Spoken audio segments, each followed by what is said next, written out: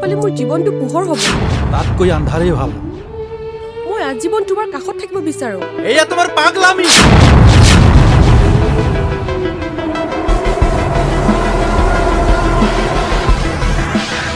আৰম্ভণি ক'ত নাজানো, শেষ কিন্তু শ্মশানত।